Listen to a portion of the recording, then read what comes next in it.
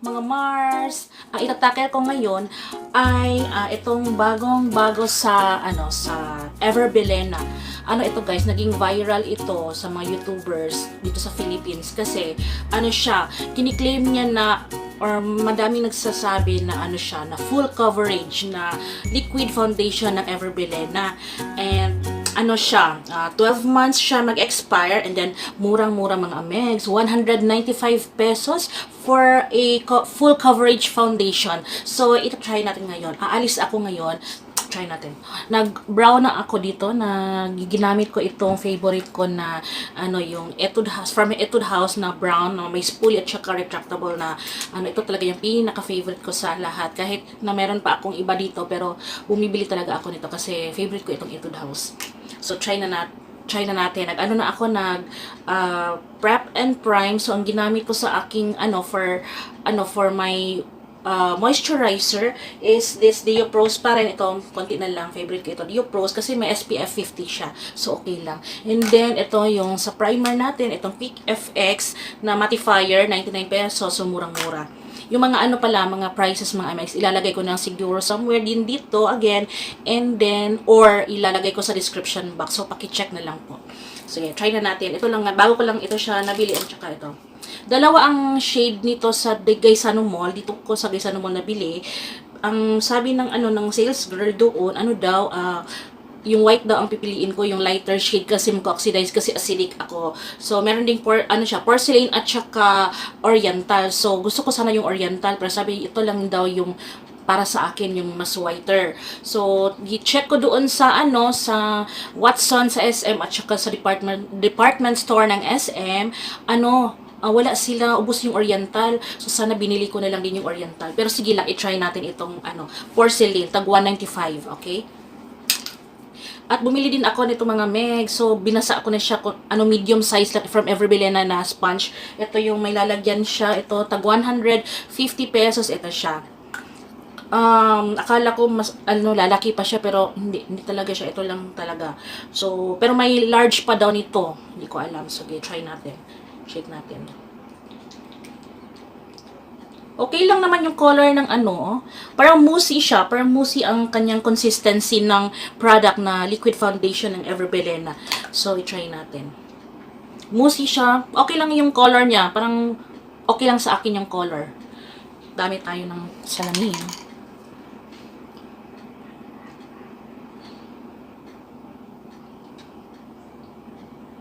I-wear test din natin ito siya mga megs, kung tatagal ba siya sa ating skin or sa face natin, hindi ba tayo iiwan itong Everbelena na liquid foundation, kung mare-recommend ko ba siya sa inyo.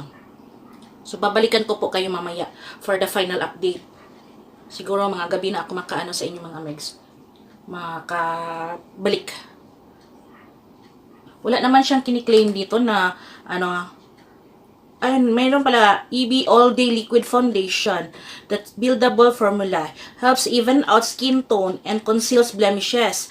So, matatago daw niya yung mga blemishes natin sa face. Tingnan natin. While providing hydration without the greasy feel. So, hindi daw siya mabigat sa feeling. Okay?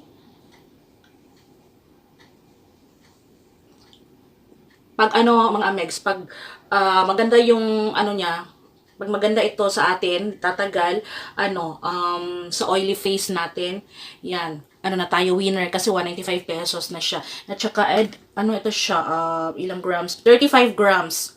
And then, 12 months siya bago ma-expire. Okay na. Murang-mura lang naman. So, try natin kung buildable nga siya, no? Kasi kiniklaim niya na buildable. So, okay lang yung, yung color sa akin, yung porcelain. Porcelain ito, hindi siya oriental. Kasi yung oriental ang mas darker. Yung porcelain yung pinaka-white yata. Kasi, hindi ko alam kung ilang colors ito. Ilang shades talaga. Pero sa atin dito sa Davao, parang ngayon lang ito dumating. Medyo ito yung pinakalitas, pero matagal na ito sa Manila. Or sa Lazada meron. Pero, always siya sold out. Kasi, tumitingin ako kung kasi gusto ko na talaga ito i-review. Madami kasing mga good, madaming nag-rave nito na na mga YouTubers, mga beauty YouTubers. Okay.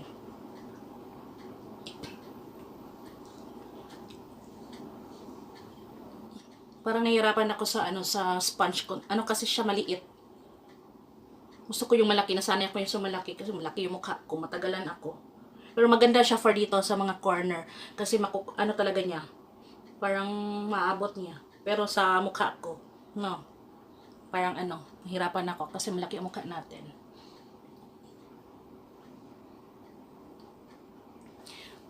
First layer, so try natin mag second layer kasi buildable daw. Susubukan natin kung ano ba talaga, maganda ba ito or so-so lang.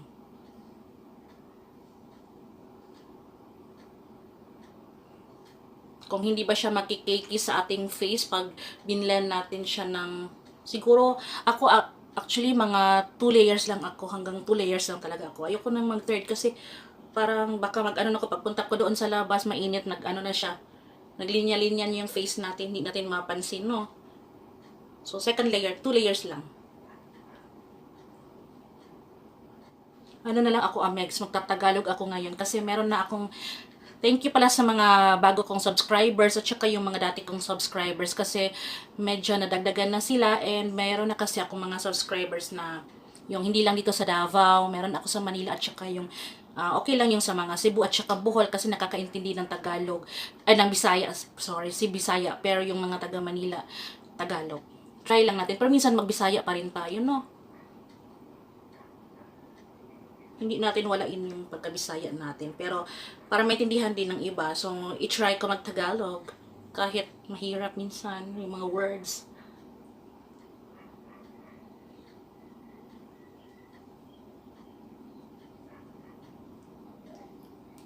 Ano pala guys, yung ano ko, isisingit ko na. Cute yung ano ko, t-shirt ko is non-working day from Pen Shop, at saka yung pants ko, yung OTD ko ngayon is yung pants ko is from yung ganito. Mahilig kasi ako sa ano tattered jeans. Ayan, sa Mango. Ayan, gusto ko yung mga tattered jeans. Ano, yung isa ko na, yung woman ko na tattered jean, parang ko na siyang ginawang, ano, parang ginawa ko na siyang uniform kasi, ano, favorite ko din yun, comfortable. Kasi pag mag-ano, wala akong work, pag mag-alis ako, mag-civilian, balik-balik lang yung mga pang ano ko. Favorite ko kasi yun. Bahala na anong sabihin ng iba. Pero yun ang favorite ko. Ginawa ko na siyang uniform.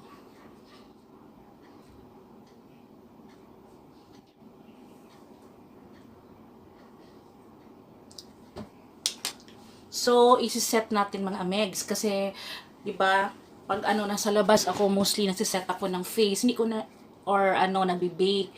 So, isi-set natin siya kasi oily tayo. Ano lang, yung gamitin ko is Nichido setting ano powder, creamy glow. Ito na lang.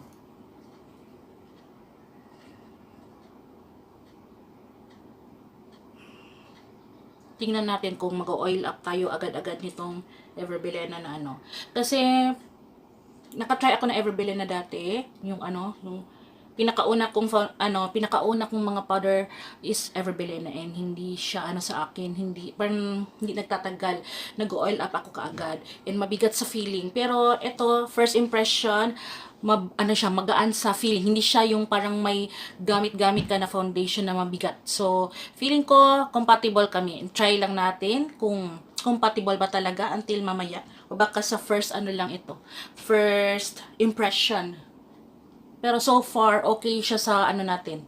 Okay siya na foundation kasi ano siya, parang nako-cover naman niya konti yung ano natin, yung blemishes. Pero ano, textured kasi yung face ko, madaming mga lubak-lubak, yung madaming mga butlig.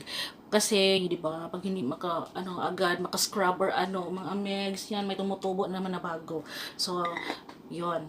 Hindi na lang siguro natin siya hindi natin siya uh, i-bake, ano lang, setting lang tayo kasi nakakilay na ako.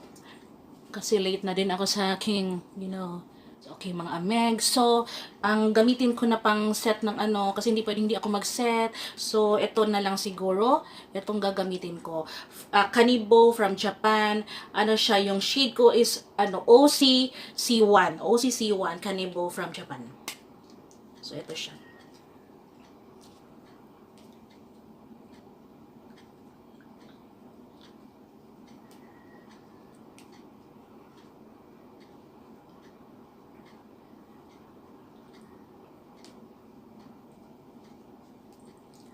Hindi pa ako nakapunta ng dentist. Malayo na masyado yung gap sa ngipin ko kasi last day off ko, hindi ako hindi ako nakapunta kasi wala yung ano ko, wala siya.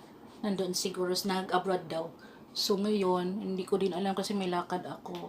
Malayo na yung gap ng aking ngipin. Hirapan na ako magsalita kasi yung letter S, tingnan nyo, yung S yung ngipin natin, madaming windows na. Ewan ko, kailan pa ito maayos lahat. Yan. So, salin natin sa ating lieg. Yan. Okay. So, ano tayo mga amex, maglagay tayo ng bronzer, yung Physicians Formula from yung butter bronzer. Yun, I hit the pan. So, I'm so proud of myself kasi nakaubos ako ng ganito. Diba? Masaya, masarap ang feeling pag nakaubos ka ng product. Parang fulfilling. Kasi mahirap, no? Madaming mga bago. So, hindi ko talaga maubos yung mga products. Pero, try ko project pan ako next time. Yung, bibili ako yung project pan. Sige, sa susunod ko na lang i-explain. Kasi mag-project pan ako. Kata ito. Parang i-hit the pan mo siya. Hindi na siguro tayo mag-contour. I don't know. Hindi kasi ako mahilig mag-contour pag, lalo na pag, lang tayo, doon lang sa mga malls. Hindi ako mahilig mag-contour, yung madalian lang na Kasi, tanggap, or dawat-dawat, tanggapin natin ang katotohanan at dawat-dawat ang tawag sa Bisaya. Dawat-dawat mga injay.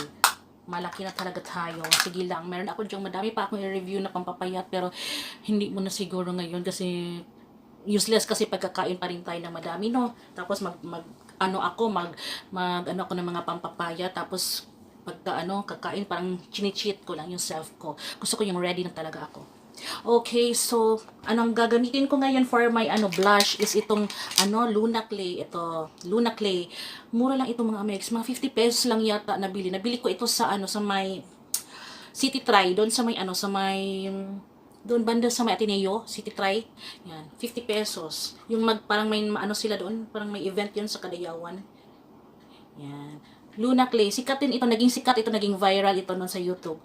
Pero ngayon ko lang siya, try natin. Lagay ko lang siguro sa ko, no? Lagay ko na lang. Maganda ito for the students. Actually, binigay ko na ito sa mga anak ko. Kaso, kinuha nila yung Vice Cosmetics ko. Yun ang ginamit nila. Sige lang. Hiraman lang kami. Yan, maganda talaga ito, as in, mare-recommend ko ito sa mga mga students. Yung pang drunk blush, di ba mahilig yung mga students mag drunk blush. Yan, ito, maganda. Para lang tisay. Parang tisay-tisay lang, di ba?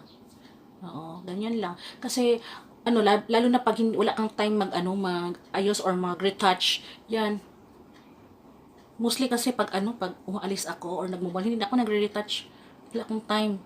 Busy na ako doon, pili-pili ng mga mga katservahan, kaadikan, diba?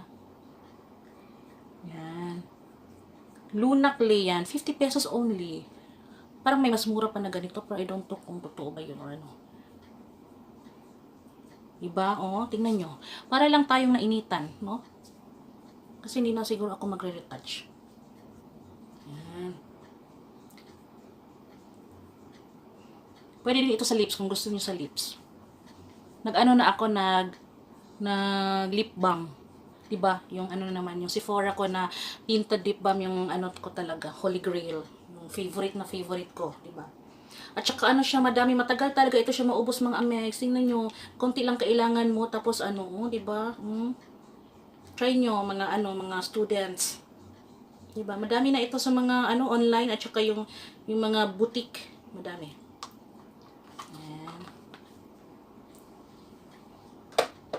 Iwan na lang natin siya, hindi na natin siya dalhin. Okay, so the next is sige, maglalagay ako konti ng highlighter. Yan. Parang naging get ready with me na naman ito, di ba? Okay lang mga megs, okay lang ba?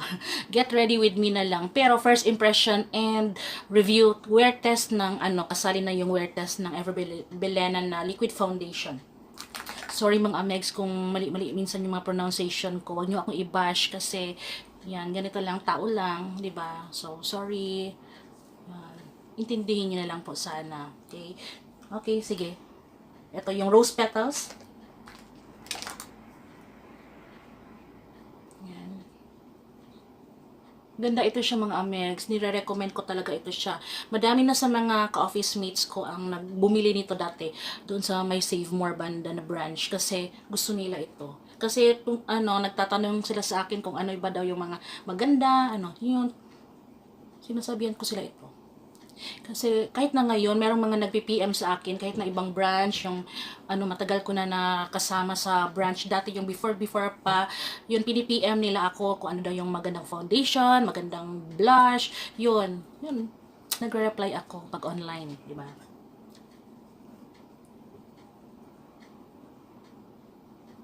Kasi nire-recommend ko naman sa videos ko kung ano yung maganda. So, kagaya nito, nire-recommend ko itong Rose Petals from Wet n Wild. Murang-mura lang. Nasa Shopee ito, mabibili. Pero ito, nabili ko kay Ma'am Jade. Thank you, Ma'am Jade. Yan. Mga nasa ano lang yata ito, 300 plus. Pero matagal ito maubos mga megs. Sulit. Yan. And then, ano pa ba? So, yung natin, yung lipstick na gagamitin ko is from Sunny's. Yan, Sunny's ito. Ang kanyang shade is, ito? Bake. Bake ang kanyang shade. I don't know if mababasa niyo. Bake siya. Excuse me. Bake.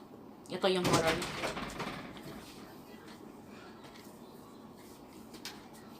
Yan, bake.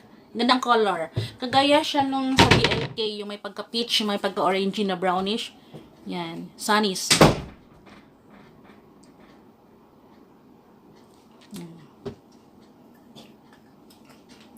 Yan, ito, big. And then, yung sa, natin, sige, maglagay pa ba tayo ng eyeshadow? No need naman siguro kasi doon lang tayo sa, magmamaskara na lang ako mga megs. Hindi na tayo mag-eyeshadow. Minsan pag, mag-eyeshadow ako yung parang, kahit na yung contour, ginagawa ko siyang eyeshadow. Parang may lang siya, yung, may color lang konti. One color lang. Pero ngayon, ayoko na siguro mag-eyeshadow. So, gagamitin na naman natin ito, yung favorite ko na Lash Paradise Voluminous from L'Oreal. 500 pesos only mga megs. And mavo-volume talaga niya, yung voluminize talaga siya. Voluminous ang natin, yung eyelashes. Ang ano ko lang nito is hindi talaga siya matatanggal until tomorrow. Yung kailangan mo talaga ng makeup remover para matanggal siya. Kasi didikit talaga siya kahit na maghilamos ka. Diba wala akong eyelashes, yung short lang. So, kailangan ko ito siya para, yung ma-fiber kasi siya, may fiber siya. So, nag-a-add siya ng volume sa ating, ating eyelashes.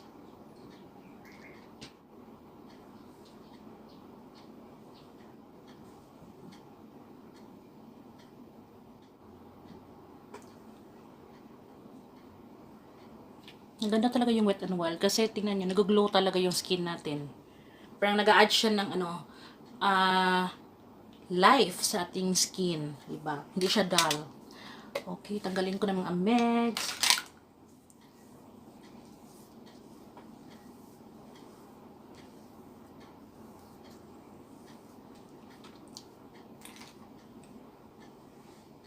Okay, so wala na siguro ako na. Sige, try natin balik ito kasi gusto ko yung Yan.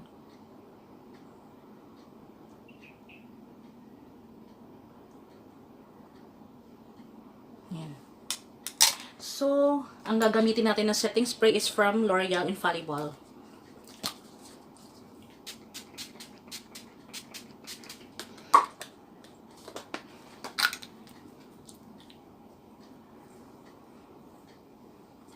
So, ito na yung final look natin mga amegs. And, ang first impression ko is, okay siya sa aking skin, sa aking face. Ang feeling niya is parang wala. Parang hindi ka nag-wear ng foundation. Ano lang siya, yung light feel lang siya. And, okay naman, parang natabunan naman niya yung natin, yung mga ibang imperfections. And, ano pa ba? Okay naman siya. Yung color na porcelain, okay siya. Kasi, acidic kasi ako. Pag acidic ka kasi, bibili ka na yung lighter, one shade or two shades lighter sa actual mo na ano na skin tone. So, yun mga amegs, remember na pag acidic ka, one shade or two shade lighter from your original skin tone. Kasi mag-ano pa yan siya, parang iitim pa siya. While kung bibili ka ng ka-shade mo talaga, yun, mag-ano talaga siya, mag-darken sa ating face. So, ito tama na itong porcelain sa akin.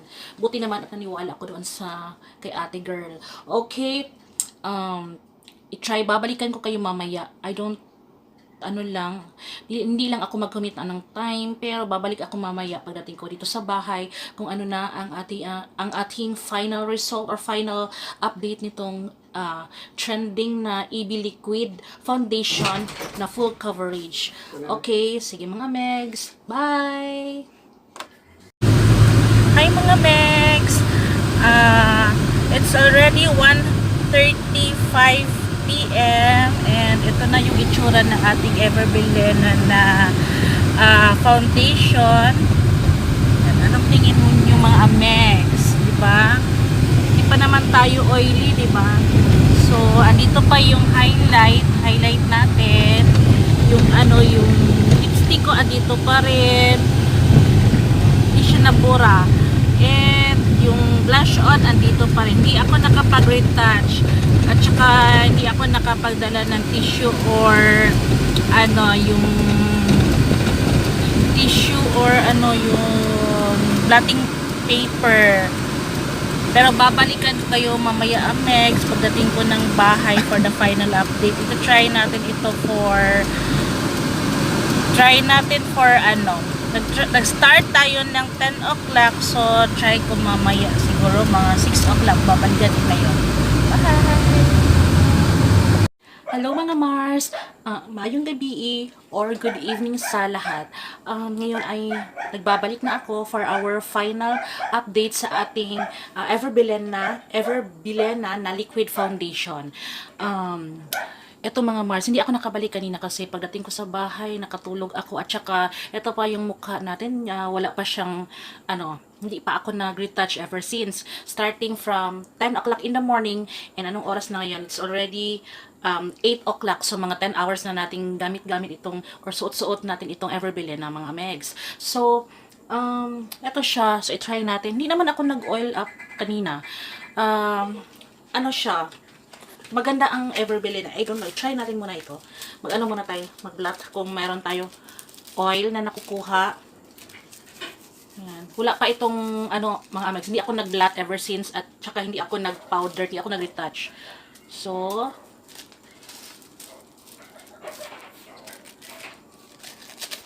ito Amex. Ano siya, hindi masyado super oil, okay lang. 'Di ba? Knowing Everbillion na 'di ba, yung mga old nila na mga foundation is parang heavy at saka talaga mabilis ako mag-oil up. Pero ito siya super nice and talaga siya Amex. Habang tumatagal yung foundation niya, habang tumatagal yung paggamit mo, lalo siyang gumaganda sa ating mukha. Yun ang napansin ko mga Amex. And yun, 'di ba 'di ba? Parang nakikita na yung mga natin dito, yung mga pimple marks, pero ito pa rin yung natin, di ba? Okay siya mga Mex. Ang ko sa kanya, yung final verdict is thumbs up ako. 2 thumbs up for our Everbillion na liquid foundation. Very affordable. And yung ko lang Amex, ko lang sa inyo, yung parang tips ko na siya, nag-oxidize siya. So, tamang-tama yung kinuha ko kanina na shade na lighter kaysa sa skin tone ko. Kasi, tingnan nyo, porcelain yung kinuha ko na na shade na whiter siya. Kasi, ang bagay sa akin is oriental. Buti na lang hindi ko kinuha yung oriental kasi nag-oxidize talaga siya. Lalo na pag acidic ka. Ako acidic kasi ako. At saka, yung para sa mga yung mga oily face dyan, advice ko lang na kayo mag-set ng loose powder para hindi agad-agad mag-oil up. Yun lang mga Amex siguro. Yun lang ang ko sa Everbillion at nagustuhan ko siya. Super nagustuhan ko talaga yung Everbillion. And yun mga Meg, so gora na tayo sa mga suking tindahan kasi parang sold out. Ngayon lang kasi ito sa Davao. Ngayon lang ako nakakita na dumating siya dito yung Everbillion pero medyo siya, pero ito yung pinaka-latest sa foundation sa Everbillion and sold out parati yan sa Lazada. So nakikita ko nandun na sa Watsons at saka sa SM Department Store at saka sa Gmall. So gora na tayo mga megs. Okay. Hindi na siguro ako mag-retouch kasi gabi na. So ito na lang mga megs. So yun ang ko, pwede. Pass. Nakapasa ang Everbilena sa ating oily face mga megs. So yun lang, and budget friendly, good for students at saka mga nagtitipid, pero hindi tipid yung kanyang coverage. At talaga siya yung very, parang almost full coverage siya sa ating face. Kasi buildable siya, so pwede siya pang 2 layer siya, hindi siya nakikake up. Okay? Yeah, that's all mga amegs, and I hope may nakukuha kayo na tips and recommendations. So, ma-recommend ko talaga itong Everbilena na liquid foundation, 195 pesos, and buildable with good coverage. Okay, that's all mga amegs, and bye! God bless us all, and please like and share sa aking video or comment kayo down below sa comment box kung meron pa kayong gusto sa akin gusto ipa-review. And also, please subscribe to my channel, mga amegs. I hope that you will subscribe. Consider subscribing my channel, mga amegs. And para lumaki yung, natin, yung family natin. Okay? At marami pa akong may bigay sa inyo mga tipid tips at saka mga magagandang makeup and skincare. Okay? Bye! That's all. Good night and God bless us all. Bye!